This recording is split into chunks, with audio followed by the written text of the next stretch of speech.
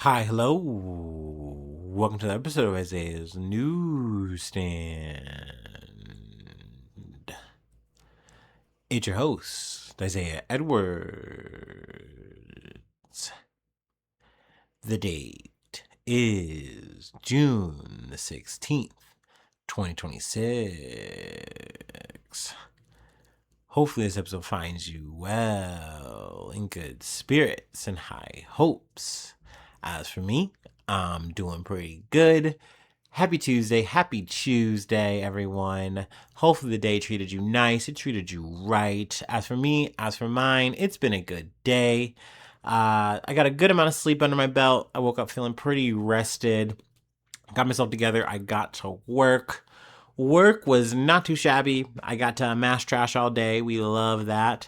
We even got treated to some free ice cream via the cones. We also love a free treat.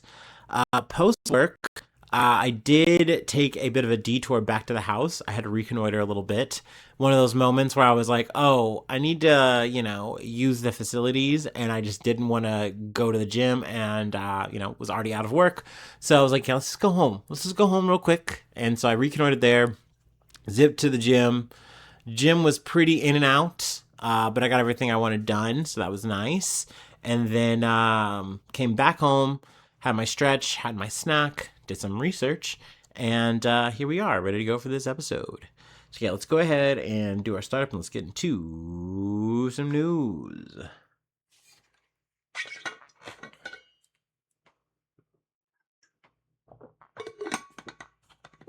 Ugh.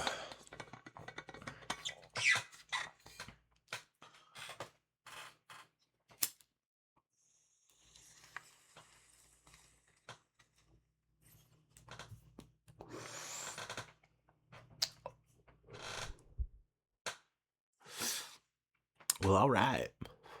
From CBS News, Russian artist and Putin critic Simon Skrepetsky shot dead in Poland. Russian artist and Kremlin critic Simon Skrepetsky was shot dead Monday morning in Poland, officials said, in a killing that has shocked opposition activists and raised questions about whether his political work played a role in his death. Prosecutors identified the victim as 44-year-old Robert Kuzakov, better known by his artistic name Simon Skrepetsky.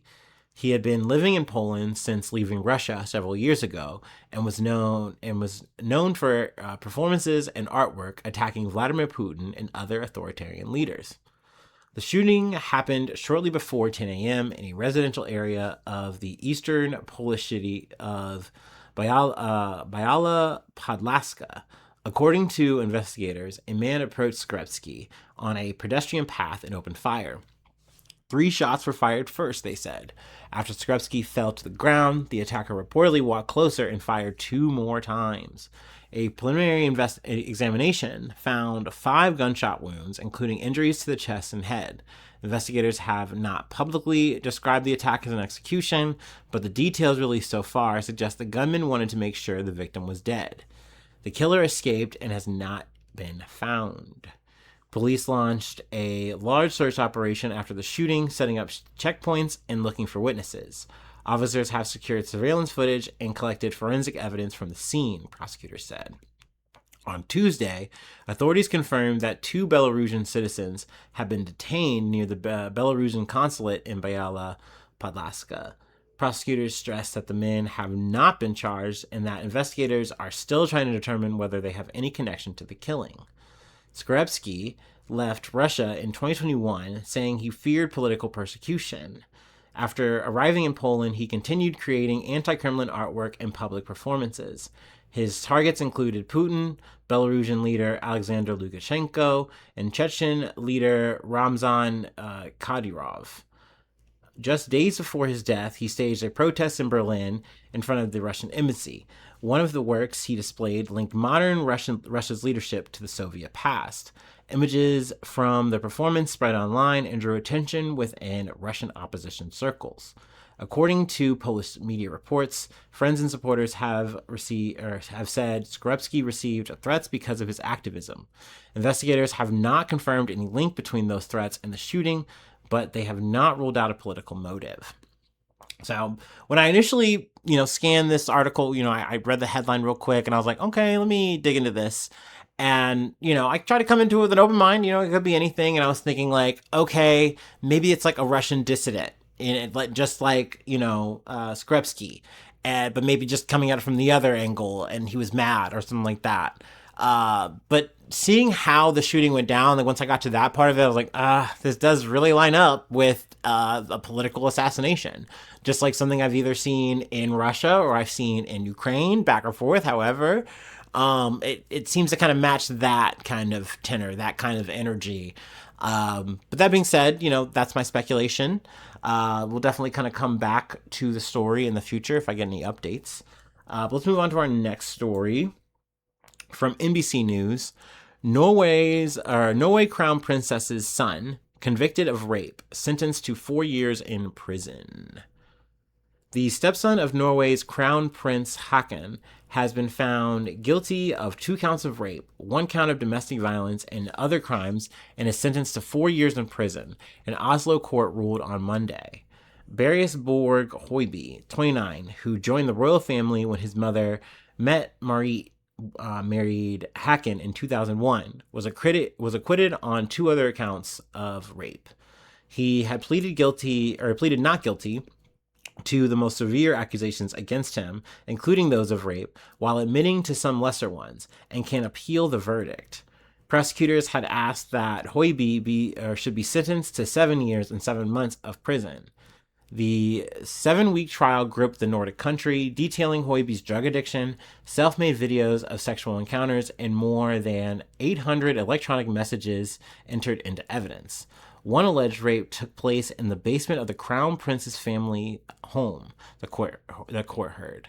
Interest in the case was boosted by the contrast between the picture-perfect royal family and Hoiby's alleged actions as heard in court, said Ketil Raknes, an associate professor in political communication at the Christiania University of Applied Sciences. The case, alongside other crises, had contributed to a decline in the popularity of the royal family. It coincided with Princess Mette-Marit's apology for poor judgment and maintaining contact with the late U.S. sex offender Jeffrey Epstein after he was convicted in 2008. They have some stats here, and there's some more details. But I initially covered the story. I just touched on it. Didn't go through any of the trial process, obviously, but I at least wanted to come in and, cover the verdict and the sentencing. It's at least some justice. It's some kind of justice there. I'm sure it did take all of this kind of evidence, this amount. I mean, I'm not saying that it should have, but to get this kind of conviction, which is, seemingly only a few years out of this person's life, given, what they did. I'm sure people would argue, yeah, it's a drop in the bucket and you would have liked to have seen more or whatever, but at least it's something that it is now something of record and things of that nature. You can say to a certain extent justice has run its course there, so that's something. But yeah, I at least wanted to kind of cover the tail end of this story. We can go ahead and move on, where we're keeping things international, we're keeping things European. From NPR. Britain will ban under 16s from social media apps, including TikTok and YouTube. Britain will ban children under 16 from using a range of social media apps, including Snapchat, TikTok, and YouTube, to protect young people from harmful content and excessive screen time, Prime Minister Keir Starmer said Monday. Starmer told a news conference that he will fight back if technology companies resist the move, and acknowledged some teens will try to find their way around a ban. But he said he is not prepared to compromise on the safety and happiness of our children. Every parent can see it with their own eyes. Social media is making children unhappy, said Starmer, who has 2 teenage children. I've heard firsthand from families crying out for change, and we will do right by them. The move, expected to take effect early next year, makes the UK part of a growing global movement to tighten online safety for children. Australia, Canada, Brazil, and Indonesia have introduced legislation or announced age based restrictions or requirements for children's access to social media. France, Spain, Denmark, Thailand, and South Korea are among others studying or developing similar approaches. The UK plans to follow the same model for a social media ban as Australia, which last year became the first country to bar under 16s from holding social media accounts. Platforms that fail to take reasonable steps to exclude children younger than 16 could be punished with multi-million-dollar fines. The UK said its ban will apply to platforms including Snapchat, TikTok, YouTube, Instagram, Facebook, and X, but not YouTube Kids or messaging services like WhatsApp or Signal. Starmer stressed that enforcement action will target tech companies, not children.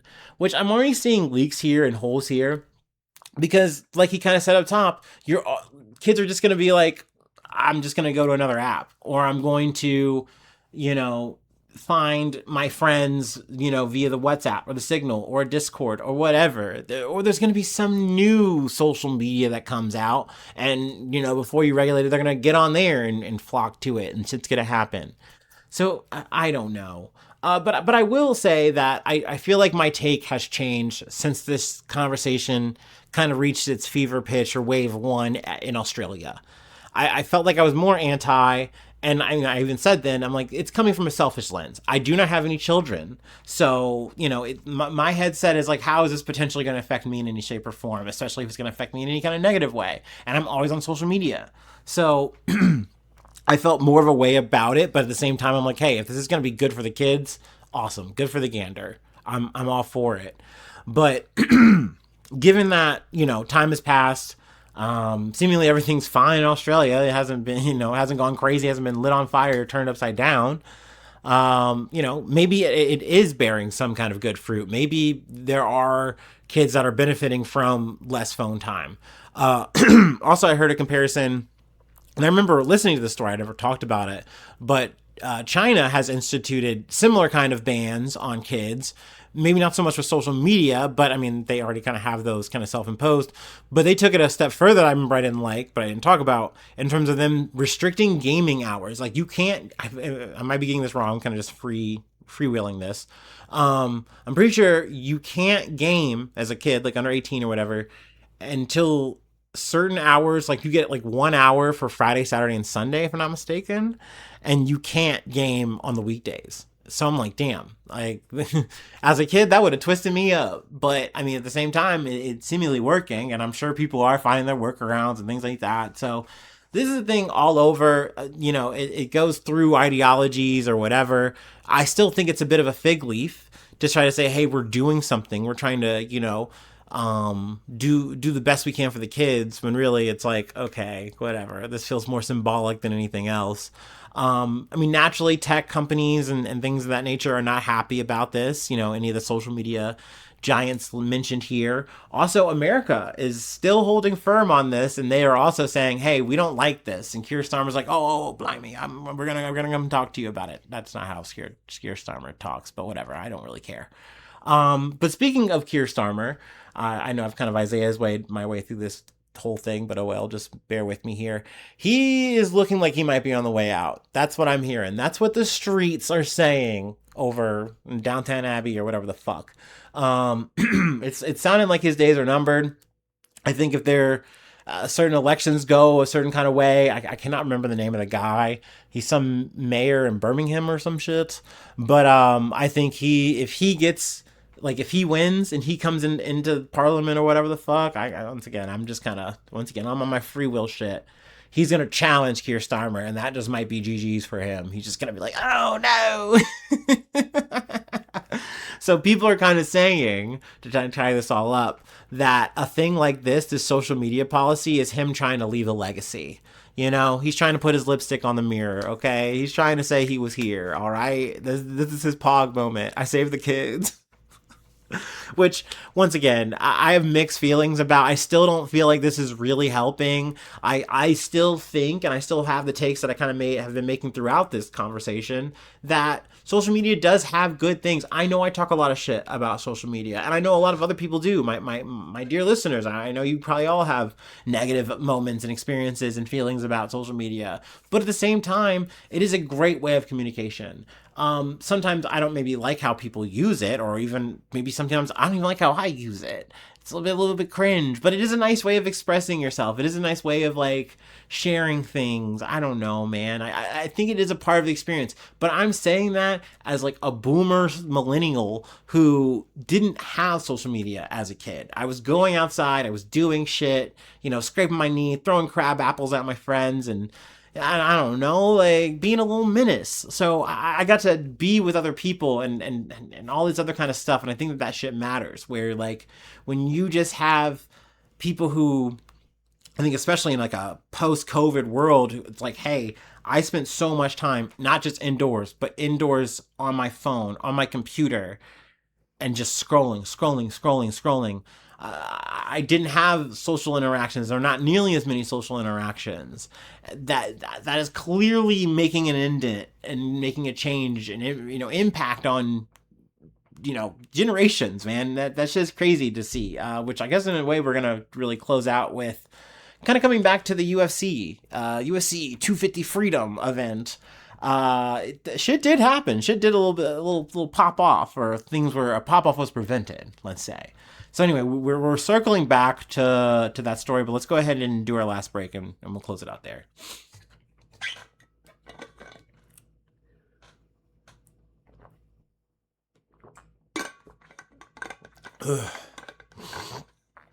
Actually, let me double gulp.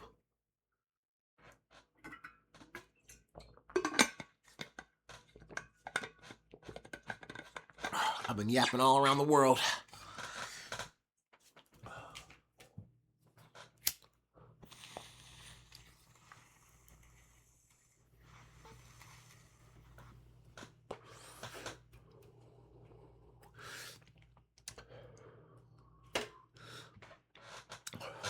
Ooh-wee.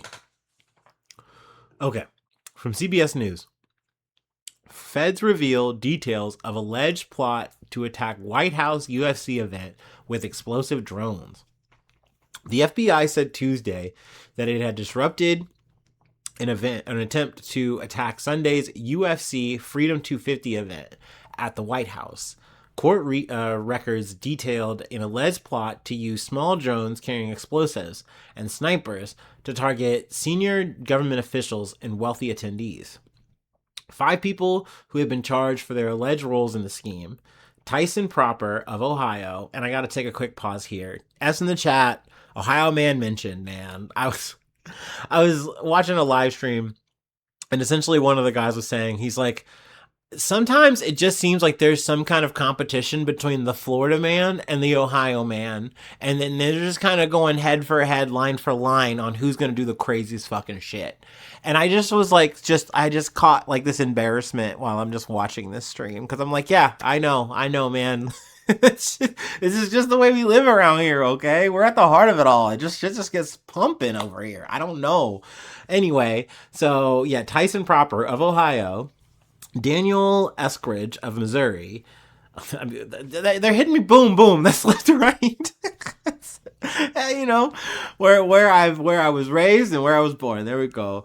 Abraham Hermosillo Alvarez of Nebraska, and Brian Omar Roa and Michael Allen Thomas of California. Each has been arrested and is being detained pending additional proceedings. Affidavits filed across the 4 criminal cases detailed the alleged plot to target the UFC event at the White House on Sunday, with varying levels of involvement from the 5 defendants. The filings detail numerous grievances against the government, the federal officials, including U.S. support for Israel, the handling of the Jeffrey Epstein files, and data centers. And I want to take a quick aside here. People really fucking hate data centers, and I'm very happy about that. But it's one of those things where, like, because I feel like I've kind of touched on it a little bit when we talk about the AI shit and we're talking about data centers specifically. people really don't like him to a point where I'm like, yeah, I could see a world and I would understand people wanting to get buck at that. And I'm sure the big money people know that. I'm sure these data centers are very well secured because they know people are hating what's happening to their fucking community. They're literally, their water is being polluted and drained from them, and the bills being footed through their fucking utilities. It's like, yeah, they're not big fans of this fucking bullshit for AI that they don't really want to fuck with in the first place.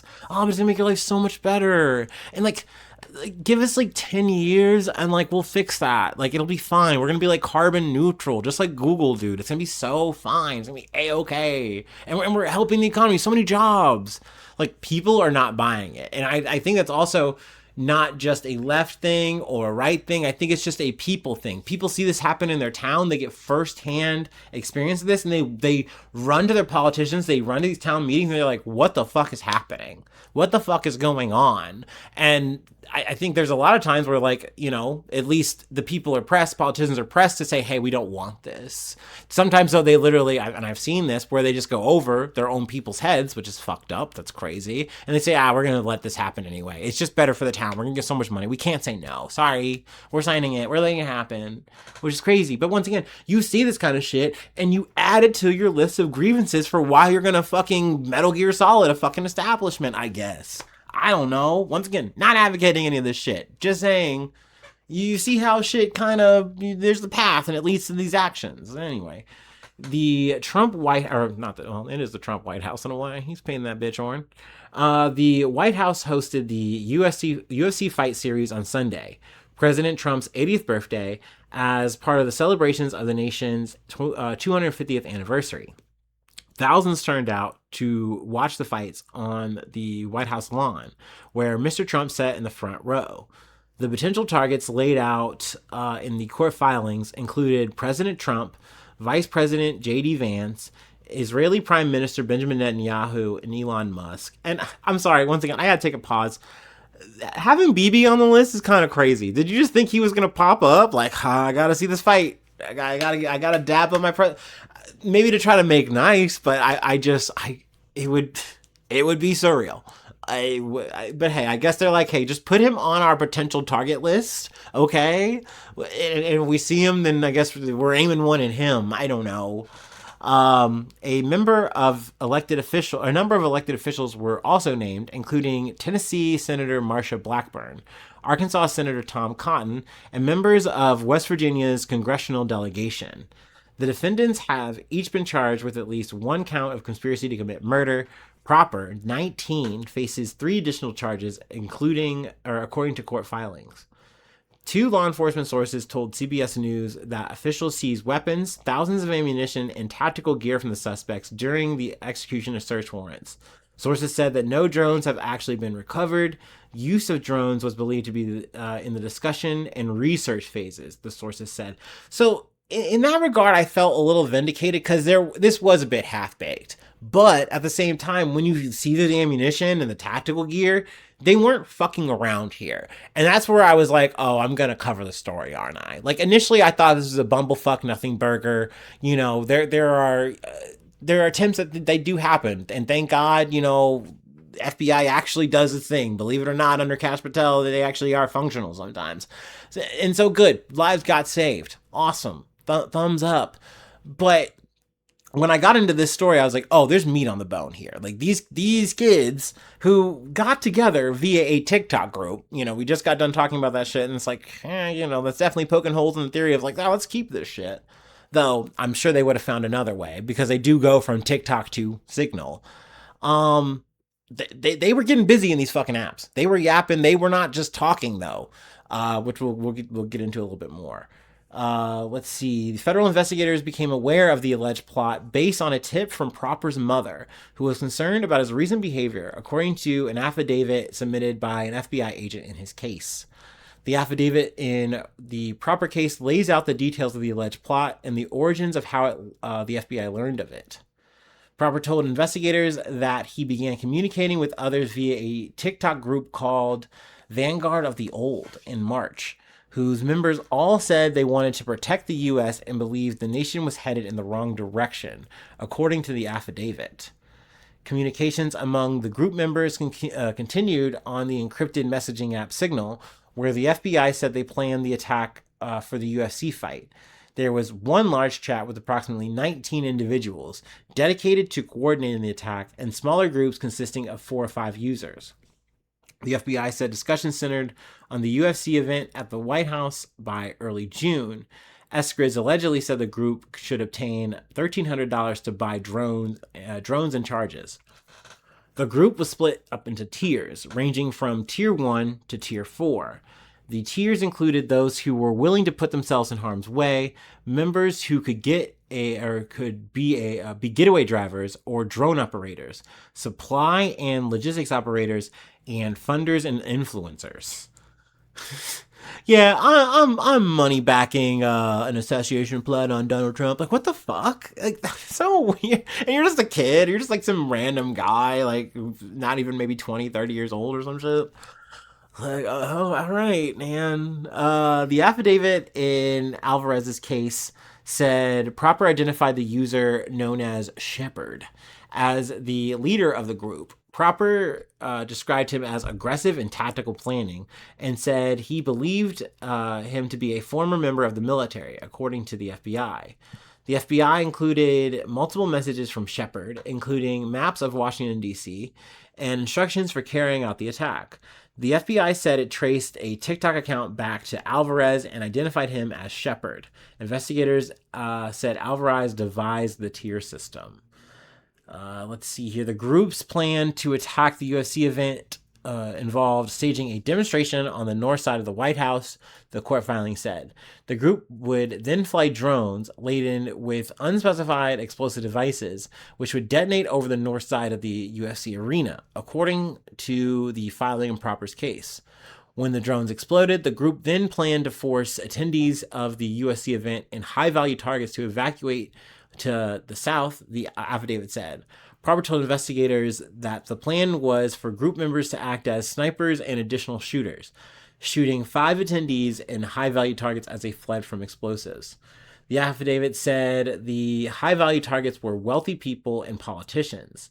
The investigation into Proper began last Wednesday when his mother contacted local law enforcement because of concerns about how he was acting, including the firearms purchases and online communications, according to the FBI. She said he said he had begun communicating online with a group who expressed ultra-religious and anti-government sentiments, including grievances about government corruption and the handling of the Epstein case and data centers. Now, another thing that threw me off here was the ultra-religious part, because everything about this kind of fits a certain kind of style. Like, I can go, okay, this fits a profile that I can conjure up. But then you add a dash to the ultra-religious thing, and I'm like, I mean, I guess it's a big enough group. Well, maybe there's just certain factions of it that are saying this. Maybe it's not a whole thought, but I don't know. I would definitely want to get more details. I'm kind of like computer enhance on that, but I don't know. We'll see. Proper allegedly told investigators the goal of the attack was to jumpstart a revolution in the U.S. He was interviewed from a hospital where he was admitted on an emergency basis due to homicidal ideations. Proper's father and grandmother said he spent most of his time online talking to others, according to the filing. His father told police the 19-year-old had begun planning recons with people he met online and had been planning to meet up with them over the weekend, the affidavit states. Proper's father also said his son had recently attained camping gear, food, ballistic plates, a new shotgun, rifle, ammunition, magazines, and plate kit. It's like he's buying all this shit. And like, I mean, hey, good on the parents for saying this isn't adding up here. And like, you can say, hey, your son's 18, 19, maybe just picking up a new hobby and oh, so fun and so cool. And like, kind of low-key an average Ohioan kind of vibe. Like, it wouldn't be the craziest fucking thing. As an Ohioan, I can say that. But saying, hey, no, clearly something's up. They're not just playing around here. My son's not on some fucking Call of Duty Splinter Cell shit. No, they're actually trying to do something that's not good, I think. So I'm gonna talk to the FBI. And it's like, I know that's something that it's like, yeah, obviously, oh, boo, tomato, you're fucking with the government. But it's like, clearly my son is going to go on some kind of dark path here, and I don't just want to sit and watch. Because, I mean, we've covered a bunch of stories where that's fucking happened. And we've also seen now that America has kind of gotten to the point where, hey, we're not going to change our gun problem, but we will hold you accountable. We'll throw you in jail for what your kid did. It doesn't matter whether they die in the process or not. We don't care. We're going to get our pounds of flesh some way or another. We're not going to take it from the gun. That's just how we move. Anyway, let's see here. CBS News' Pat Milton reported earlier that law enforcement became aware of the threat after a relative contacted them, concerned that a family member was talking about doing something nefarious in Washington, D.C. They really were pretty loud about it, not just online, too. Not to, I mean, obviously that's good, but it's like clearly in that regard, they were sloppy. There's definitely, I'm not saying these guys were a budding crack splinter cell group, they were minutes away from midnight. No, I don't think so, but they were definitely down to clown, and people could have clearly gotten hurt. I don't think they would have pulled off the grand mission. No, I don't think it would have gone well for these goon commanders, but people could have easily gotten hurt or killed. I will not let maniacs like this one deter me from celebrating or serving this great nation. I am grateful to law enforcement for keeping us safe. And that was it Senator Blackburn from Tennessee. Let's see here. There's more details. I'm kind of just skipping ahead a little bit. FBI Director Kash Patel revealed the existence of the alleged plot earlier Tuesday. I'll just read this whole fucking quote. Why not? On June 10th, FBI and our law enforcement partners became aware of a potential threat to the UFC America 250 event in Washington, D.C., involving individuals outside the National Capital Region. And thanks to the rapid action of this FBI, our partners in the Department of Justice, in a multi-state operation, multiple individuals are now in custody and allegedly planned attacks were stopped cold. We put that shit on natty ice, Patel wrote. I'm joking. Let's see here. Was there anything else I really wanted to pull? No.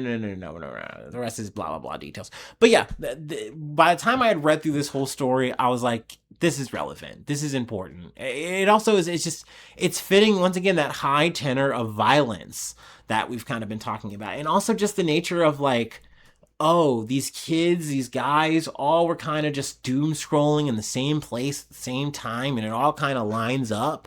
And the next thing you know, they take this little conversation, this little shared hatred, one way or another. I don't really care what it's about, who it's aimed at. But they kind of swirl it into a fucking group, and they try to make this shit as real as possible. And it goes from like this wish casting to do this thing to like being close to making it happen, sans a concerned parent, So, scary shit. Once again, I don't usually cover the thwarted attempts and things like that. That's usually kind of something I read and I kind of move on past. But once again, when I got into the details of this, and not to mention, the fact that it was the UFC Freedom 250, I felt compelled to cover it. Also, it's been nagging me too. I feel like last episode, I didn't mention this. This is unrelated to the attempt here. The cryptocurrency that kind of ran throughout the whole thing of the UFC thing, in terms of either we're talking Polymarket or just the fact that like the bonus money, I believe, was paid out to the fighters in terms of like the prize purse and shit. And it's like, so we had taxpayer money, we had potential fixed fights, that's alleged. I don't know. I can't confirm that or anything like that, but there's a chance of that, trace of that. And not to mention backslide from Trump crypto money to just fund and boot out this whole thing. Like, okay, that's oh so savory, oh so wonderful. So I love that. But anyway, that's it. I don't know. I just wanted to shove that in there. My little news turducken for the day. That's the episode, though. I will leave it there. If you'd like to help out support the effort, I do have a Patreon. Patreon.com/ANews. Become a newsie today. Get on that roll call. It's coming up next month. Shout you out. I plug a project, thing like that if you like. It's a tip jar, but whatever. By all means, help out, would you kindly? Freeways to hit me up, IsaiahNews1@gmail.com. Freeways to follow me on all the socials. That's right. YouTube, TikTok, Spotify, Apple Podcast, Apple Podcast, Spotify, all those things. Yeah.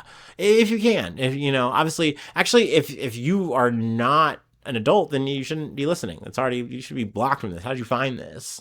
So you're good. But anyway, let's see. Leave a like, leave a cool comment. Sharing is caring. 5 stars on Spotify, 5 stars on Apple Podcasts are always appreciated. But I really just appreciate you listening. I really just appreciate you hanging out. So hopefully I see you soon for some more good news. I love ya. Bye-bye. Mwah.